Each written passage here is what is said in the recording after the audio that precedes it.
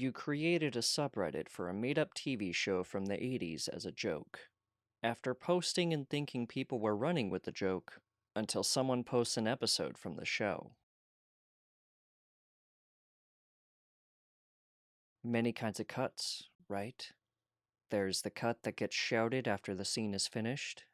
There is the cut when someone cuts someone else off on the road. There is the good old cut that you get for participating in a business deal. So I got an email with the title Cut, and I thought that it was spam.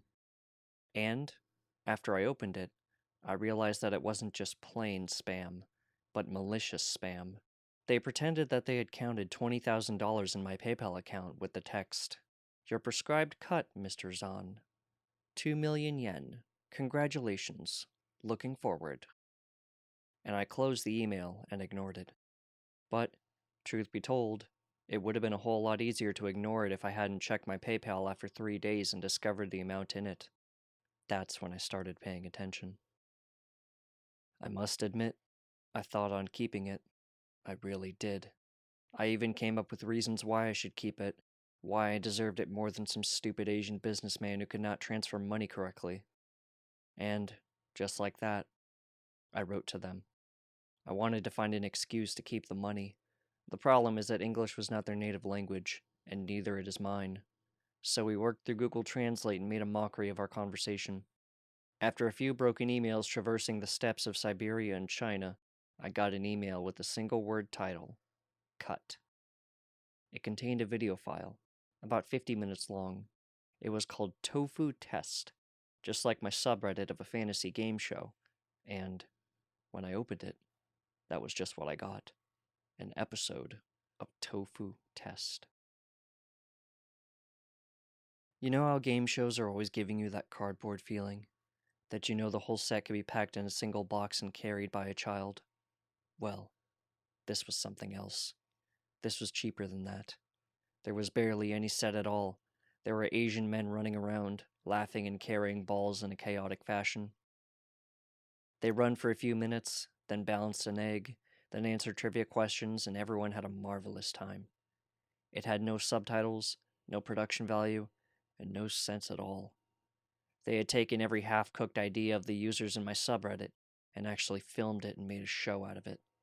And, at the end of it, one of the funny-looking men won 20 million yen, had a speech, and the show ended. That was something else, I will tell you that. I sat in front of my computer trying to process what I just saw. I came up with the show, and it wasn't real. But here it was. I started looking around. I Googled the email of the sender, but nothing came up. I tried Googling the second part of the email, and I found one noodle place by that name. But it couldn't be it. It had no website, no nothing. Just registered in some strange region in Japan I did not know of. But that gave me an idea, and I Googled Tofu Test, and upload in YouTube with the same noodle place account name, 200 views. A few websites, all in Japanese, all looking like from 1995. I tried using Google Translate, and I found out that all of them used the same little excerpt.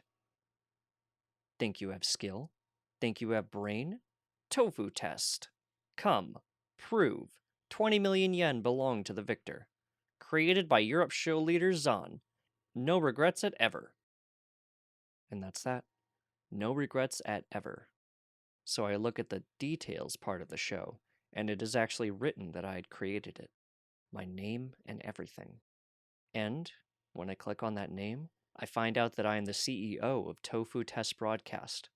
Proud owner, I tell you that. And the location of my newfound offices? That same noodle place. And a website. Not for Tofu Test, but for me, the proud creator of No Regrets at Ever. I open the Japanese website and see my face in it, smiling at me, with the text, "Proud CEO and family man, Mr. Zahn," under it. I see my whole biography written there with pictures of me and my family. I translate the story about how all my life led up to creating the groundbreaking show, Tofu Test. I look through all my achievements, some of them true, some completely made up. My town's chess trophy? True. My work with the disabled? True. My speech in Oxford about cinematography? Take a wild guess. I couldn't even find Oxford on the map, but that is what caught my eye. See, I don't have my bachelor's or nothing, so I wrote in my Facebook Oxford when asked for education. It's not a lie, because everyone else sees it as an obvious joke, but not the man from the Eastern Island. No. They had copied all my information and photos from my Facebook. They had embellished it and created a website. They had made a company in my name. They had made the show in my name. They had created me anew, and this new me had created a show. Where to go from now? What is this whole mood of the story? Is this a scam in my name? Is this some sort of a Japanese version of a joke? One of those hidden camera shows? Is the subreddit playing a joke on me? 20,000 for a joke seems pretty steep to me. Has there been some sort of a great misunderstanding that I should write a book about? At least a Wired or Vice article? No, not Vice. My story will be better than that. So I crafted an email in response.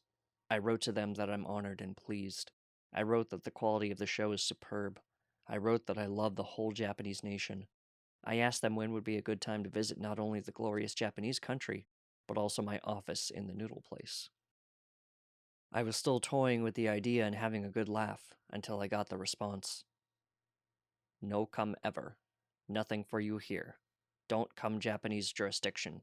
Easy to arrest. Audit. We give money here. Register winnings. All official. Send you your cut. Japanese tax audit can't see you. Don't come. Don't make people sorry. Don't make you sorry.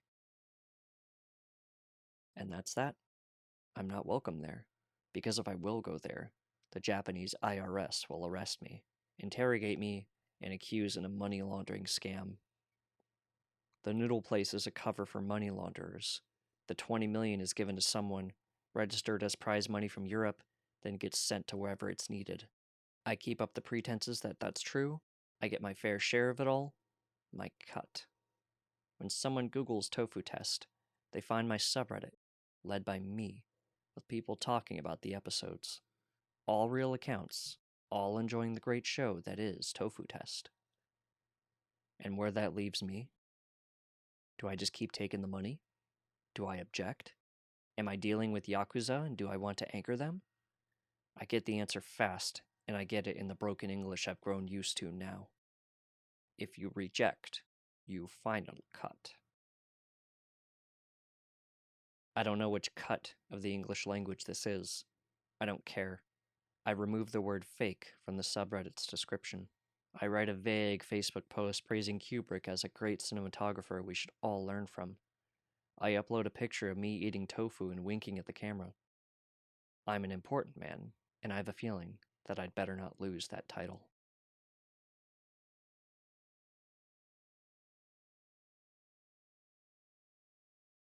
This story was written by Zahn LV. Read by a bag of Vicodin. Thank you for listening.